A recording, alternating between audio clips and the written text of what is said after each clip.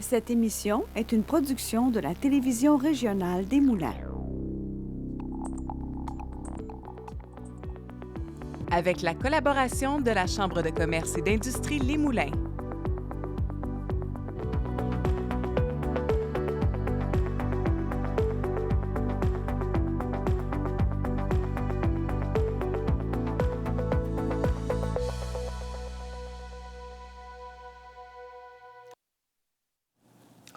Bienvenue à Fibre. Aujourd'hui, mon invité a su transformer un épuisement professionnel en renaissance. Elle a écouté les messages de son corps et a choisi de se réorienter, ou du moins de réorienter sa vie en soi, vers une voie plus alignée à ses valeurs.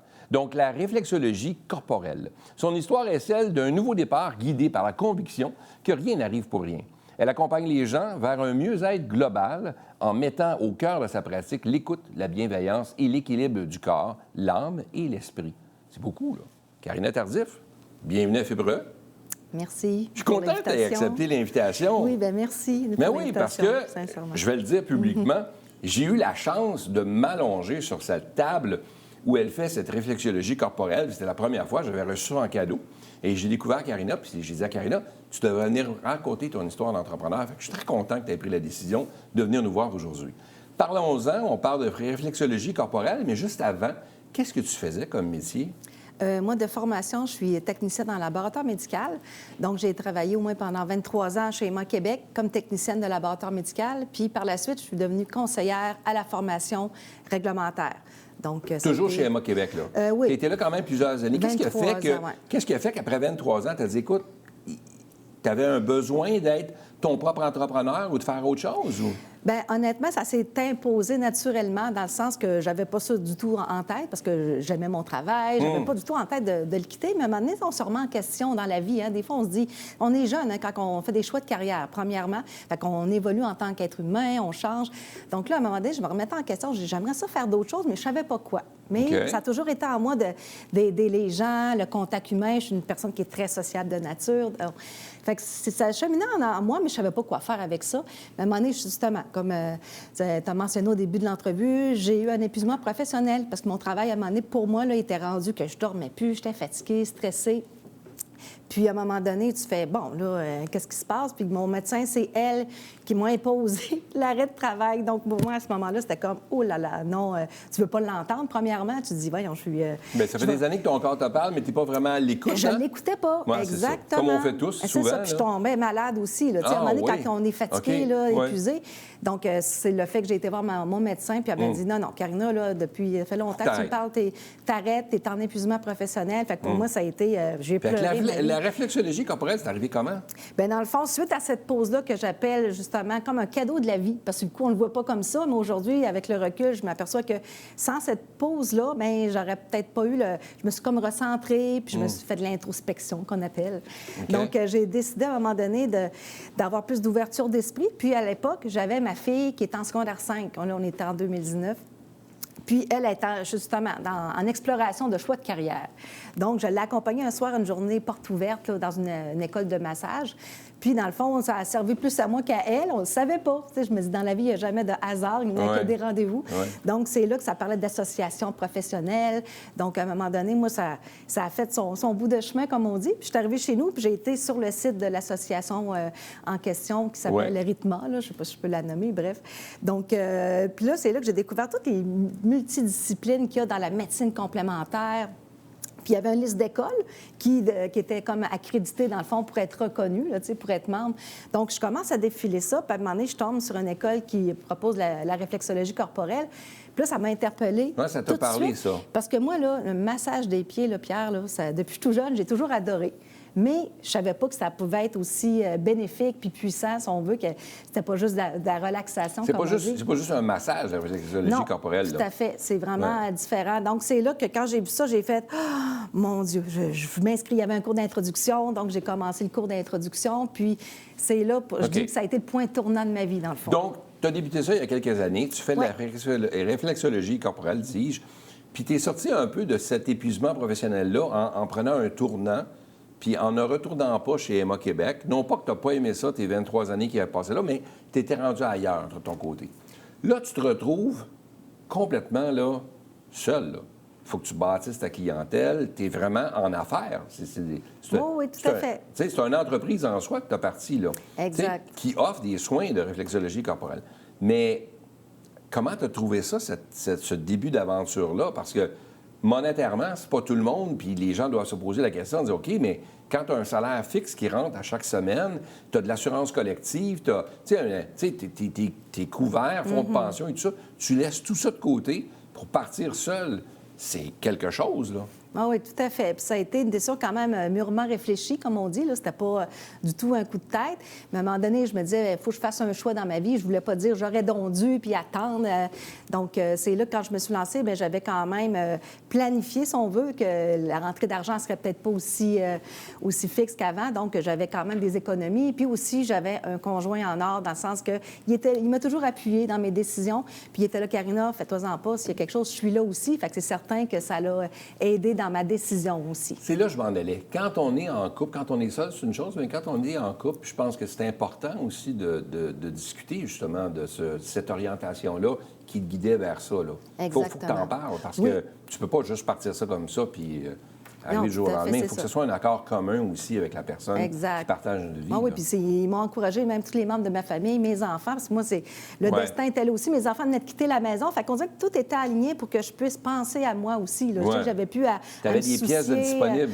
Oui, c'est ça. Fallait les la meubler. maison s'agrandit, exactement. Okay. Donc, oui, avec mon conjoint, c'est certain. Puis je voulais pas non plus y créer un stress, qui disent, oh mon doux, on est une famille reconstituée, donc je voulais pas y créer de stress non plus. Mais c'est certain que ça a été vraiment une grosse partie de la décision. Après quelques années maintenant là, que tu chemines là-dedans, puis que tu avances, puis tu as des clients, puis du bouche-à-oreille et tout ça, comment tu vois ça? Est-ce que tu changerais quelque chose par rapport à ce que tu avais fait au début? Y a-tu des choses que tu ferais différemment avec l'expérience que tu as acquise au cours des dernières années? Là? Honnêtement, non. C'est sûr que j'aurais peut-être voulu connaître la réflexologie avant que ça rentre dans ma vie, Okay. c'est certain. Parce que je me dis, dans le fond, toutes les étapes de la vie qu'on vit, peu importe, là, on évolue là-dedans, on grandit. Donc, pour moi, ça m'a vraiment amené à me dépasser. Comme je disais, j'ai sorti de ma zone de confort en démissionnant de mon travail, quelque chose que j'aurais pas pensé avant. Mais quand on est convaincu qu'on est à sa place puis qu'on va apporter du bien-être aux gens, pour moi, c'était... Fait que je ne changerais rien parce que ça fait en sorte, dans le fond, la personne que je suis devenue aujourd'hui. Puis je trouve qu'aujourd'hui, bien, tout est parfaitement aligné avec mes convictions puis mes valeurs. Alors ça t'emmène, dirais-tu, un équilibre naturel de ton côté pour quand tu le fais, même quand tu fais le soin aux gens, ça t'emmène je vis le moment présent. C'est ça, pour moi, qui est le plus important. Fait que j'en bénéficie autant que mes clients, dans le fond, parce qu'il y a toujours la petite musique zen là, qui accompagne le soin avec mon diffuseur d'huile essentielle, puis la lumière est tamisée. Donc, pour moi, là, c'est comme un moment, on vit le moment présent. Fait que tu le vis autant que la personne qui vient faire le soin, qui vient se faire le soin. Oui. Ouais. Puis quand tu compares ça avec ce que tu vivais au quotidien chez Emma Québec, puis là, ça peut être Emma Québec, ça peut être un autre. Tu étais chez Emma Québec, mais c'est une belle boîte, puis c'est une boîte essentielle, on s'entend. On fait des prélèvements de sang et tout ça, puis il y a plein de choses qui sont importantes dans ce qu'ils font, dans leur mission. Mais il reste que tu es dans le quotidien, donc c'est toujours une routine qui s'installe, puis on n'arrête pas. C'est un flot de... Puis c'est ça que tu voulais plus vivre, dans le fond, que tu avais cet épuisement-là. Exact, parce que la cause est énorme. On sauve des vies, oui, mais pour moi, c'était pas concret. Puis c'est ça que j'avais comme appel. Moi, je voulais vraiment aider les gens plus concrètement, avoir un contact humain, vivre le moment présent. Donc, pour moi, c'est quelque chose qui s'est mis en œuvre. Puis quand j'accueille les gens, bien, on fait vraiment un bilan de santé complet. Fait qu'il y a un échange, il y a des liens qui se créent, on apprend à se connaître. Fait que pour moi, prendre le temps, c'est vraiment important là, de considérer l'être humain. Là, pas toujours vite, il faut faire tel truc. Puis on regarde l'heure pour faire « Oh mon Dieu, j'ai pas fait ce que je voulais faire de ma journée. » là. Mais tu es un bel exemple de quelqu'un qui a étudié dans un domaine, puis qui aujourd'hui ne fait pas du tout dans le... Tu pratiques pas du tout le même domaine que dans lequel tu as étudié, où tu vois des similitudes entre les deux. Oui, exactement. C'est ce que j'allais... Il y en a certainement, parce que moi, dans le fond, le corps humain, ça m'a toujours fascinée, parce qu'on est toute une machine. Le corps humain, là, on a vraiment tout en nous pour s'auto-équilibrer, si on veut. Donc, pour moi... être fasciné par le corps humain, puis faire de la réflexologie, parce que justement, dans la formation, on apprend à connaître tout le corps humain. Aussi, on fait des liens avec tout ça, parce que toutes les connexions sont vraiment... Tout est interrelié pour trouver cet équilibre-là. Fait que pour moi, je trouve que ça a été... Pour ça, je dis que je regrette rien de mon parcours, parce que dans le fond, j'ai évolué en gardant vraiment ma fibre, si on veut, du corps humain, puis ma passion pour l'être humain. Oui, parce que c'est important, là. Est-ce que comment on fait quand on est travailleur autonome comme ça, qu'on travaille de la maison, puis qu'on veut accentuer notre clientèle et tout ça? Est-ce que tu vas dans des salons? Est-ce que tu parles avec des gens? Est-ce que tu fais des activités de réseautage et tout ça? Comment tu fais ça pour oui, c'est les ça, gens exactement. qui se posent la question? Parce qu'ils se disent, OK, c'est bien beau, là, mais comment on fait? Parce que ça prend du revenu, là, ça prend... Faut que tu vives aussi, faut t'en vivre aussi. Comment on fait pour arriver à ça? Bien, c'est ça, tout à fait. J'ai fait plusieurs réseautages. Donc, puis c'est là que, justement, de fil en aiguille, il y a des belles personnes qui se mettent sur notre chemin.